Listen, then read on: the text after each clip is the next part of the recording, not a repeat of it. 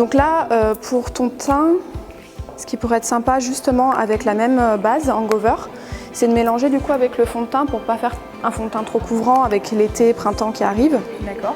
Donc on mélange en fait la même quantité de Hangover avec le fond de teint Bandit Sway.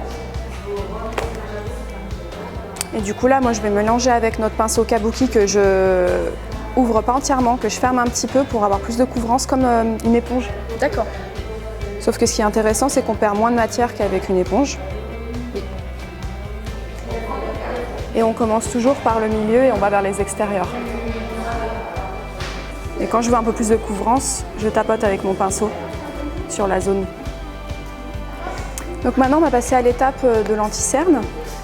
Et après, on peut estomper avec un pinceau ou au doigt, mais c'est vrai qu'avec le pinceau, c'est un peu plus précis. Et on enlève moins de matière. Donc je tire et après, j'estompe avec mon doigt. Maintenant qu'on a fait du coup l'ensemble du teint, on va poudrer avec la Pitch Perfect. Donc c'est une poudre de finition pour fixer et matifier le teint. Du coup là moi je prends un pinceau spécifique pour le contour de l'œil, pas trop large pour pouvoir bien aller dans les petits reliefs. Et pour le reste du visage, avec un plus gros pinceau. J'en mets partout, mais surtout sur la zone T parce que c'est là où ça brille le plus et où ça bouge. Et donc là pour réchauffer un petit peu le teint, on va mettre une poudre bronzante. Donc vraiment il faut mettre la même couleur que son teint pour le fond de teint, pas plus foncé, parce qu'on a tendance des fois à faire ça. Mais par contre, on peut réchauffer son teint avec une poudre bronzante.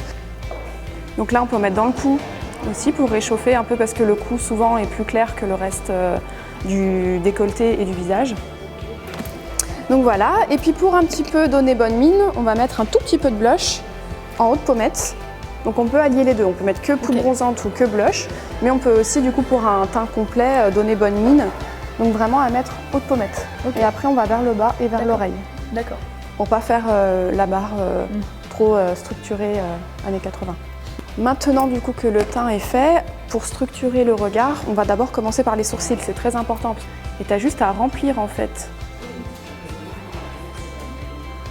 là où ça manque entre guillemets. Ouais. Et donc là des fois on peut tricher et dépasser légèrement. Donc voilà, ça c'est pour le teint vraiment basique. Maintenant, on va aller dans la collection festival.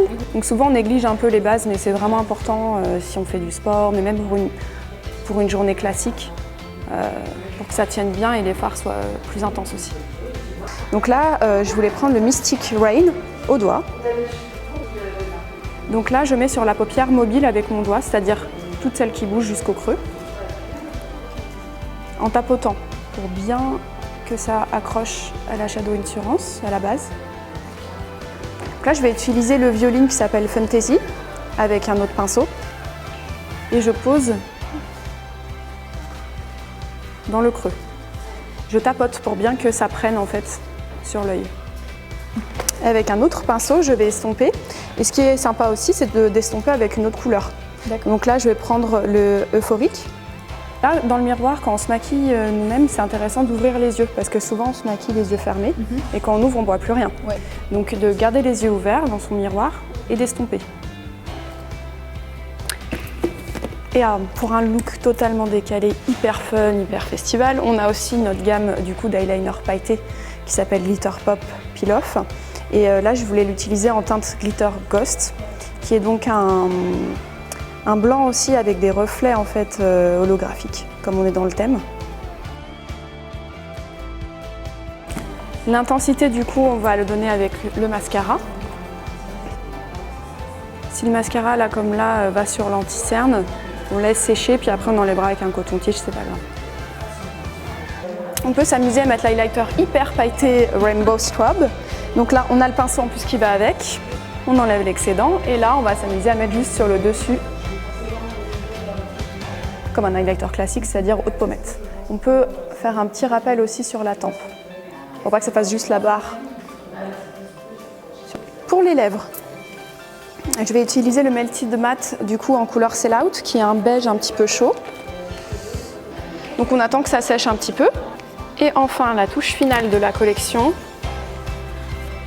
c'est le spray Festival Refresh avec les reflets opale. En fait, on a de la perle au bout, donc ça va faire ces reflets-là. Okay. Donc on secoue bien.